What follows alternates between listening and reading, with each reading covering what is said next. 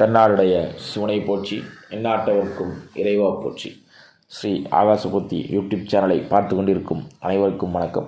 இன்றைக்கி நம்ம இந்த பதிவில் பார்க்கக்கூடியது 2024 புத்தாண்டு ராசி பலன்கள்.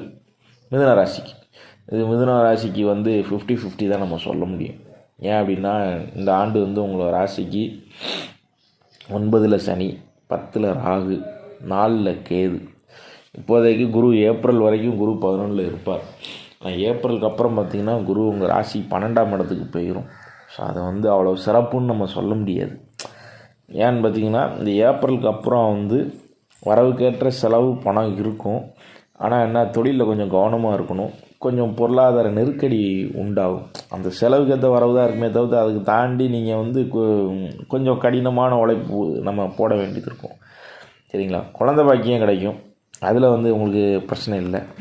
சரிங்களா? தேக ஆரோக்கியத்தில் நம்ம என்ன செய்யணும், கவனமாக இருக்கணும். ஹெல்த் வைஸஸில் தொந்தரவு இருக்க சான்சஸ் இருக்குது. அதனால் கொஞ்சம் மருத்துவர் அறிவுரையோடு நீங்கள் மருந்து எடுங்க. ஒரு அறிவுரை இல்லாமல் எடுக்காது.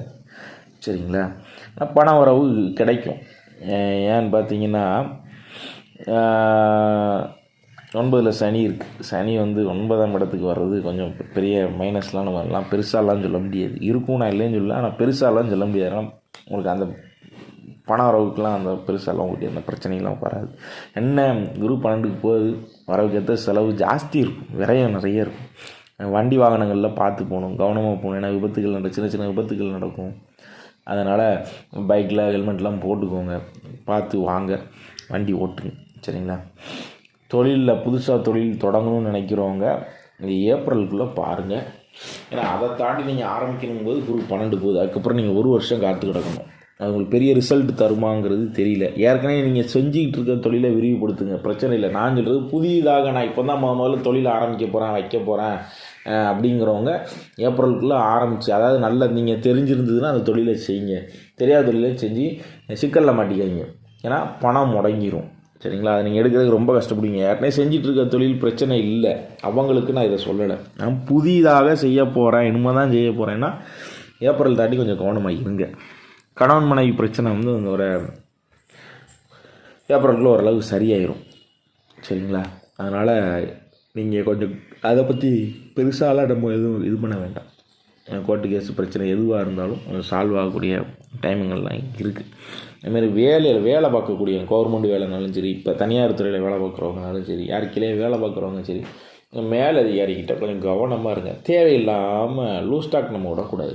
வார்த்தைகளை நம்ம என்ன செய்யக்கூடாது, தேவையில்லாமல் பேசி வளரக்கூடாது. அவங்க எதை சொன்னாங்க எதையும் நம்ம போனோமா நம்ம வேலையை பார்த்துட்டு வந்துடணும். சரிங்களா? ஏன்னா மேலதிகாரி தொந்தரவு கொஞ்சம் இருக்கும், கொஞ்சம் கெடுபிடிலாம் நமக்கு இருக்கும். நம்ம பார்க்குற இடத்துல அதிக டார்கெட்டு, ப்ரெஷரு, ஓவர் டைம் வேலை பார்த்துட்டு தான் போகணும்பாங்க. நீங்கள் என்ன வேலை பார்க்குறீங்கம்பாங்க. நம்ம எவ்வளோ தான் வேலை பார்த்தாலும் எங்கே சின்ன தப்பு கிடக்கா அதை ஹைலைட் பண்ணுவாங்க. 10 விஷயத்தில் ஒரு 9 விஷயம் கரெக்டாக இருந்திருப்போம், அந்த ஒரு விஷயம் தப்பு பண்ணியிருப்போம். அந்த ஒன்றே சொல்லி நம்மளை இன்னும் உயிரை வாங்குவாங்க. சரிங்களா? அந்த மாதிரி நேரங்கள்லாம் கொஞ்சம் இருக்குது. அதில் கொஞ்சம் கவனமாக இருங்க. கடன் சும்மா கொஞ்சம் அதிகரிக்கும், அதில் கொஞ்சம் கவனமாக இருங்க. தேவைக்கு வாங்க, தேவையில்லாமல் ஆடம்பர பொருளை போட்டு நீங்களாம் சிக்கலில் மாட்டிக்காதீங்க. சரிங்களா? திருமண காரியம் நடக்கும், அதில் எந்த மாதிரி பிரச்சனையும் உங்களுக்கு இல்லை. தடைப்பட்ட திருமணங்கள்லாம் நல்ல முறையில் நடக்கும். அதிலலாம் எந்த உங்களுக்கு கவலையும் வேண்டாம். சரி, இப்போ உங்கள் ஜாதகத்தை எடுத்துக்கோங்க. சரிங்களா? உங்கள் ஜாதகத்தில் சரிங்களா, மீன ராசிலேயோ கன்னி ராசிலேயோ யாருக்கெல்லாம் சூரியன், சரிங்களா, சூரியன் சனி இந்த 2 கிரகமும், ராகு கேது இந்த 4 கிரகமும் யாருக்கெல்லாம் இருக்கோ அவங்களுக்கெல்லாம் நான் சொன்ன கொஞ்சம் கெடுபலன் கொஞ்சம் ஜாஸ்தியாக இருக்கும். நல்லா ஞாபகம் வச்சுக்கோங்க. யார் கெடுபலன் ஜாஸ்தியாக இருக்கும் அப்படின்னா, உங்கள் ஜாதகத்தை கையில் எடுத்துக்கோங்க. அதில் பாருங்கள், உங்கள் ராசி கட்டத்தில் மீனராசிலேயோ கன்னி ராசிலேயோ சூரியனோ சனியோ ராகுவோ கேதுவோ இந்த 4 கிரகத்தில் யாரேனும் இருந்தாலும், இதில் இந்த 2 இடத்துல இருந்தாலும் நான் சொன்ன கெடுபலன்கள் கொஞ்சம் ஜாஸ்தியாக இருக்கும். மற்றவர்களுக்கு பாதி நன்மையாகவும் பாதி கொஞ்சம் அதுக்கு தகுந்த மாதிரி இருக்கும். சரிங்களா? இதுக்கான பரிகாரம் என்ன அப்படின்னு கேட்டிங்கன்னா, டெய்லி வீட்டில் லலிதா திரிஷதி படிக்கணும். அப்படி எனக்கு படிக்க தெரியாது, சமஸ்கிருதம் தெரியாதுன்னா யூடியூப்பில் இருக்கும். டெய்லி காலைல சாயந்தரம் உங்கள் வீட்டில் ஓட விட்டு கேளுங்க. சரிங்களா?